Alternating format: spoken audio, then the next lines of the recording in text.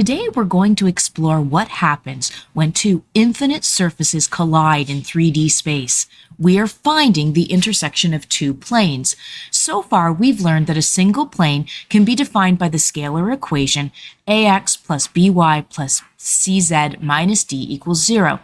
It's like an endless sheet in space, perfectly flat and stretching forever. But what happens when you place two of these sheets into space at once? Think about it in terms of real life. The intersection between a wall and the floor, that's a line. The corner where two walls meet, also a line. But if the walls are perfectly aligned, they might be in the same plane, overlapping completely. So today, you're going to learn how to determine if two planes intersect, find that line of intersection if it exists, and write the full vector equation from the parametric equation of their intersection. This lesson pulls together everything we've done with scalar equations, systems of equations, and vector lines. It's where your algebra skills meet your geometric intuition. Because in 3D, just like in life, when two perspectives meet, the intersection tells the story. So we've spent some time up to this point figuring out the distance from 2 points and the distance from a point to a plane. And we've seen in the last lesson that that can be found, the distance between a point and a plane can be found in a few different ways. I've just given you the little picture here just so you have an understanding that we have a point, we have a line on the plane, we have the plane, and we have the normal to the plane. And all of those things are important when it comes to figuring out how far away a point is from a plane. So I just am going to make this bigger so we can see it. So we looked at a couple of different ways. We looked at this first distance between the two, the line and the plane equation, and we had the magnitude of ax plus by plus cz plus d all over this square root of a squared plus b squared plus c squared. Well, really, if we take a look at what we're working with here, it's really on the top, it's the scalar equation of the plane. And remember, we just subbed in the x, y, and z of the points. That's all we did. On the bottom, it's just the magnitude of the normal vector, also from the scalar equation of the plane. Now, there were a couple of other forms that we looked at as well. So we looked at this one here, which was the dot product. And remember for this one, I'm just going to scooch this over a little. So remember for this one, we had that line drawn on the plane. We had some point P out here and a point Q on the line that's on the plane. We know that we can find PQ if we know the 2 points. And really, what we want to know is the normal that comes out to some point X. Well, if we have enough information, the dot product, which is actually what we're finding here, the dot product gives us the projection of PQ onto that line D. So this is that line D that goes in the direction of the plane. The vector QX can then be used in the Pythagorean theorem to find, and that's what this second part is, can be used in the Pythagorean theorem to find this distance find the distance px, which is this right here, which is the distance between the line and the plane and the point, really. It's not the line and the plane, it's the plane and the point. And so we can use that to determine the distance. The other way that we looked at this was to say, well, what if we imagined that this was all just part, I'm erasing, that if this was all just part of a parallelogram. Well, we know that if we take the cross product of a parallelogram, we get the area of the parallelogram, but we don't really want the area. We just want to know what this height would be. And so if we rearrange our cross product and our formula for the area of a parallelogram, then we know that if we take the cross product, this will also give us that distance between those 2 points. I actually have gone ahead and posted this onto the VLE so that you have sort of an everything, all things, lines and planes. So you can go take a look at that, print it out if you need to.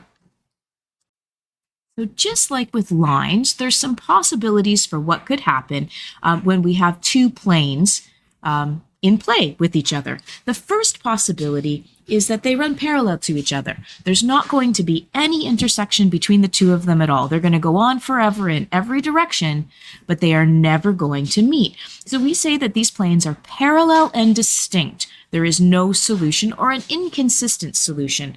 So you'd have left side, right side of an equation where 0 would equal 0, or 0 would equal some number usually if they're parallel. So we're going to look at how to determine that.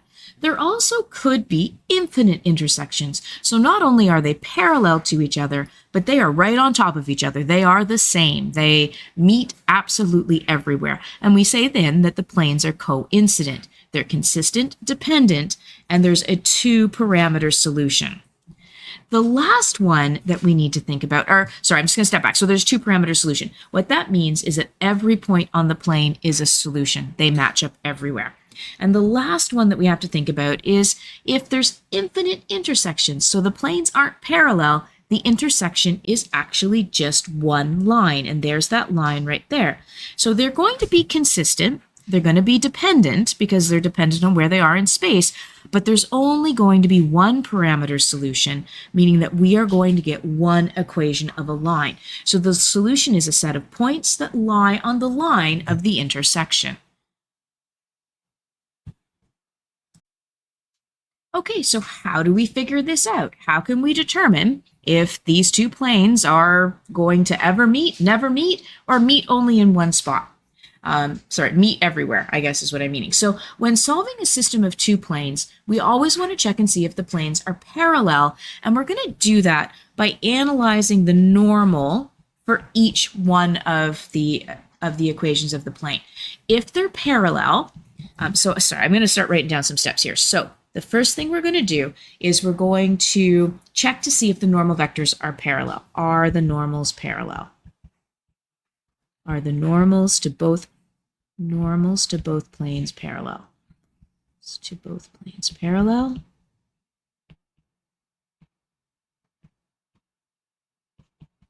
And we're going to do that, like I say, by checking to see if they're parallel. Is one a scalar multiple of the other? And we have a few possibilities. Yes, they're parallel. And if they're parallel, then we have 2 choices or 2 things we need to investigate here. They could be coincident, which means there's an infinite number of solutions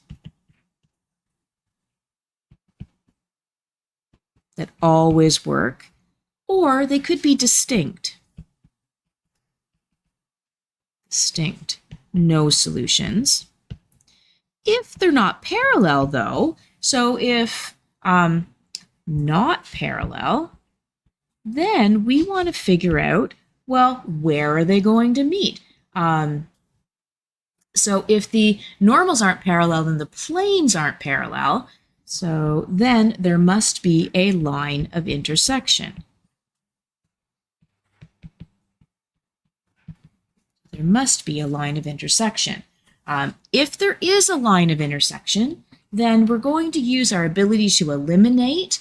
We're going to eliminate a variable using the elimination method that you learned back in grade 10 to solve a system of equations. You're going to choose one of those remaining variables to be the parameter t, and you're going to write the other 2 variables in terms of the parameter t as well to be able to get the parametric equation of the line of intersection, which we then can turn into the vector equation. Oh my goodness, vector equation. So I'm going to write those down when we get to them, but I want us to start just by looking at an example. So let's look at this example here. So let's find the intersection of the following 2 planes. So we have plane number 1, which is represented by 2x minus y plus 3z minus 5 equals 0. And we have plane number 2, which is 4x minus 2y plus 6z plus 1 equals 0. So remember I said the very first thing that we're going to do is check to see if the normals to the planes are parallel. So my normal for my first plane is 2, negative 1, 3. 2, negative 1, 3. My normal for my second plane is 4, negative 2, 6. Well, they are indeed parallel to each other. 2 and 1 is equal to and 2, meaning that they're parallel. So now we have to figure out, are they coincident or are they distinct? Do they match everywhere or nowhere at all? And to do that, we are going to use what we know about elimination. So we're going to solve using elimination. And remember, we're either going to get infinite solutions or no solutions at all. So let's set plane 1 as equation 1. We have 2x minus y plus 3z minus 5 equals 0. And we'll set plane 2 as equation number 2. 4x minus 2y plus 6z plus 1 equals 0. Remember, with elimination, we want to try and eliminate one of the three variables in this case. So we're going to multiply this top one by 2. So equation number 1 multiplied by 2 gives me 4x minus 2y plus 6z equals negative 5 times 10. I've moved the 5 over, so it becomes positive 10. And you're going to see why I did that here in a second. And then equation 2, we haven't changed. 4x minus 2y plus 6z equals negative 1. Okay, so I want to eliminate my x's, which means I'm going to subtract. 4x minus 4x is 0. Negative 2x minus y is 0. Positive 6z minus positive 6z is 0. So we're left with 0 on the left-hand side and 11 on the right-hand side.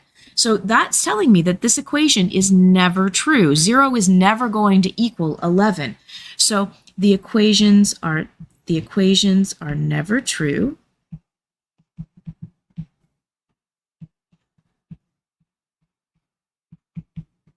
So the equations are never true. 0 cannot equal 11. So there are no solutions. Well, if there's no solutions, then the planes are parallel.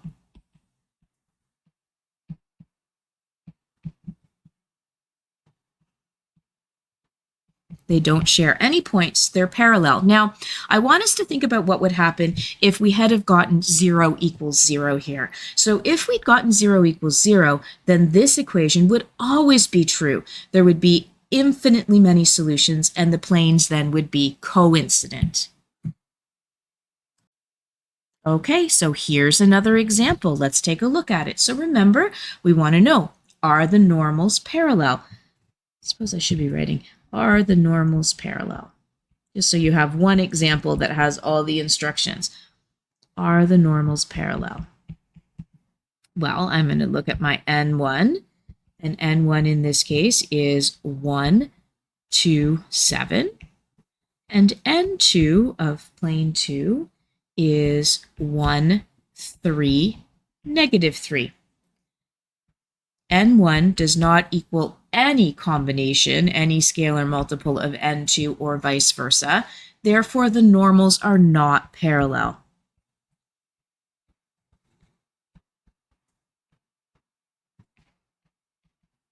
And if the normals aren't parallel, then the planes aren't parallel. So therefore, the planes are also not parallel. So this means that there is going to be, that they intersect at one line. So now we need to figure out, well, where do they meet? So we're going to use elimination to figure that out. So use elimination.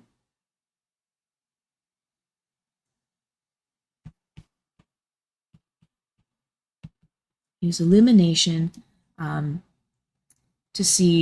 to eliminate one variable. Use elimination to get rid of one variable, to eliminate, I feel like I'm saying eliminate a lot, one variable.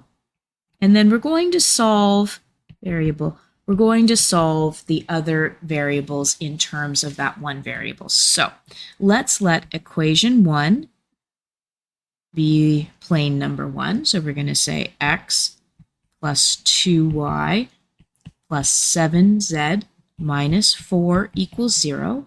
Equation 2 will be our x plus 3y minus 3z minus 1 equals 0. Well, I can go ahead and just do subtraction to eliminate the x's. So mission accomplished. I am now left with negative y plus 10z minus 3 equals 0. So now we're going to use this equation to set our parameter t to assign it to one of those variables. So we're going to, I'm just going to move down here. We're going to let z equal t. It doesn't really matter which one you let equal t, just so long as one of them equals t. So we're going to let z equal t, and then we're going to write the other two variables in terms of t. So we've got our equation, negative y plus 10z, well, that's now become 10t, minus 3 equals 0. Remember, I want to write the variable y in terms of t. So negative y will be equal to negative 10t plus 3. I don't want negative y, so I'm going to divide the whole thing out by negative 1, giving me 10t minus 3. So y is equal to 10t minus 3. Well, now let's use that back into one of our two equations, and it doesn't really matter which one. Let's just do the equation of the plane number 2 to eliminate the other variable, to write the other variable in terms. So we're going to solve for x. So x plus 3 times y, well, y is now equal to 10t minus 3 minus 3z, but z, remember, is equal to t. We've already eliminated that one, minus 1 equals 0. So let's expand, simplify. 30t minus 9 minus 3t minus 1 equals 0. So x plus 27t minus 10 equals 0. So x in terms of t would be negative 27t plus 10. Okay, now we're going to use these three things. Z equals t, y equals 10t minus 3, and x equals negative 27t plus 10. That's our parametric equation. So we can write our parametric equation in teeny tiny writing down here because I'm running out of room. X is equal to negative 27t plus 10. Y is equal to 10t minus 3. And z is just equal to t. We're going to use that to write our vector equation for our plane, for our line x, y, z. And it is just going to equal the point. So remember, we're looking at the values that aren't attached to the t. So our point on this line is 10, negative 3, 0, plus some scalar multiple of our normal. And the normal are the values that are attached to the t's. So negative 27, 10, and 1. So there is our vector equation of the line that is the intersection between those two planes. Okay, we're going to look at two more examples. Again, the process is always exactly the same. Are the normals parallel to each other? If the normals are parallel, then the planes are parallel. If the normals aren't parallel, then they have to meet at some line of intersection. So let's look at this one. I'm just going to write this up here because I know I'm not going to have enough room. So we have so find the intersection of the two planes. So here is plane number 1, 4x plus 7y minus 33z plus 17 equals 0. So my normal for that one would be 4, 7, negative 33. Our second plane is negative 8, negative 8x, negative 5y, plus 3z minus 7 equals 0. So my normal for that is negative 8, negative 5, 3. Now, if we take a look at those are not parallel. There's no factor, I think, that we could get that would make that work. And if we're ever not sure, remember, you always can check by solving the system for those vectors, for those normals. So if they're not parallel to each other, which they are not in this case, then we're going to set up our systems of equations and use some elimination to eliminate one of these variables. So let's set plane 1 as equation 1. We have 4x plus 7y minus 33z plus 17 equals 0. And equation 2 will be plane 2, negative 8x minus 5y minus 3z minus 7 equals 0. Okay, so the goal of this is to eliminate one of these. Again, let's eliminate the x's just because there's a common multiple there that's not 11.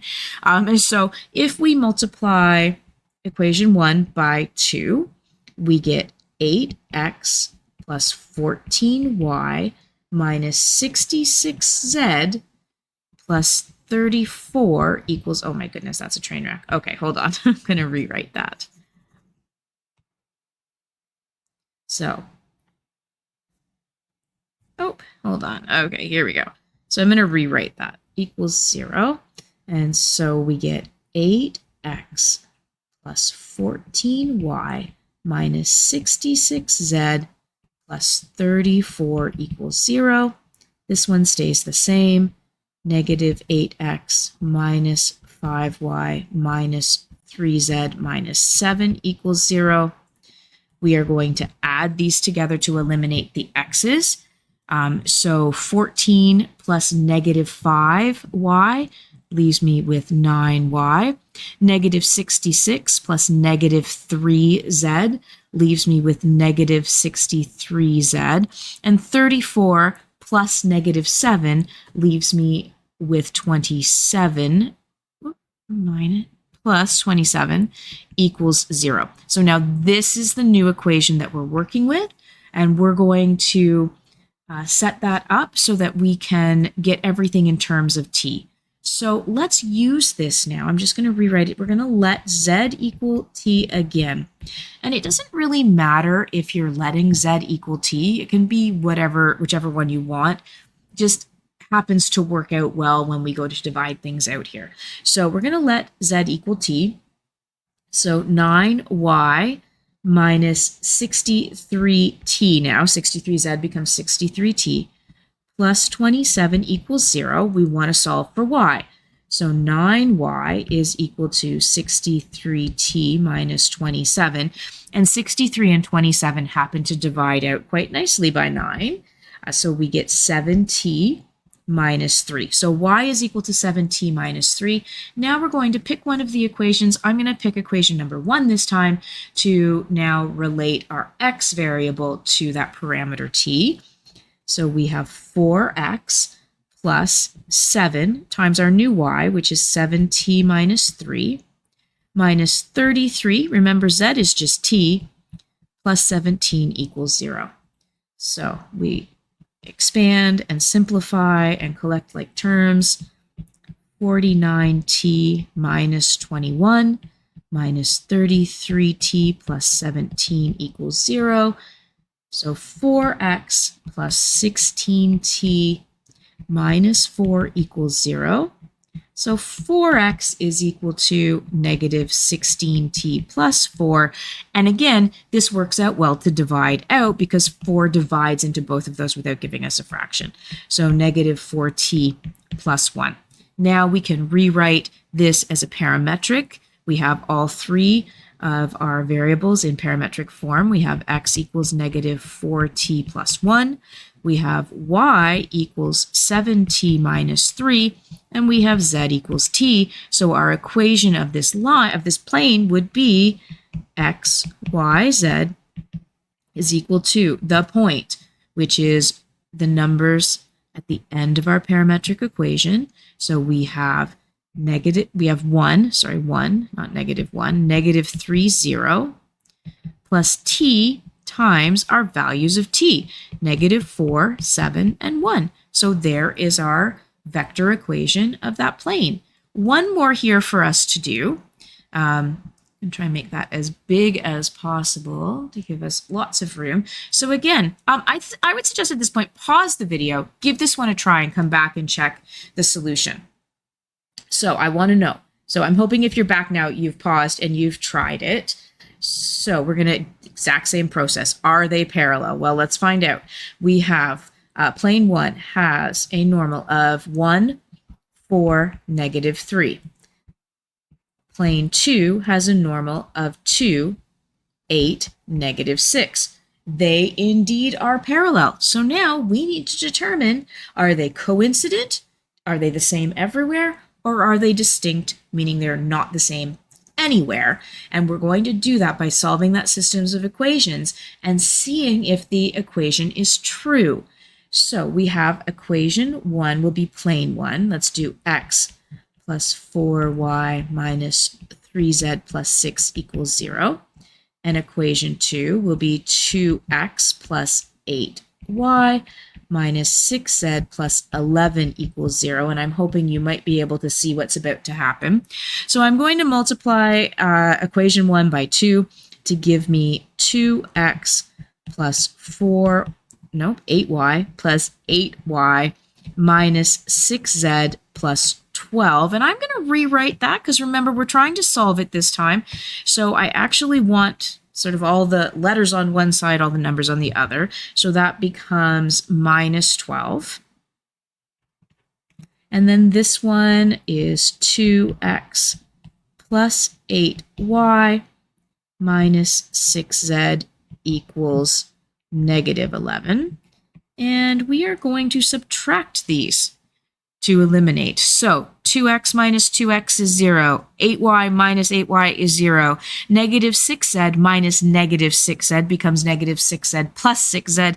That also equals 0. So the whole left-hand side of our equation is equal to 0. Negative 12 plus 11 gives us negative 1. Again, this equation is never true. Therefore, there are no solutions. So there's no solutions. So therefore, the planes are parallel. If we had have gotten 0 equals 0, then we would have known that they are an infinite number of solutions, meaning they were coincident. But in this case, 0 can never equal negative 1. The planes are parallel and distinct.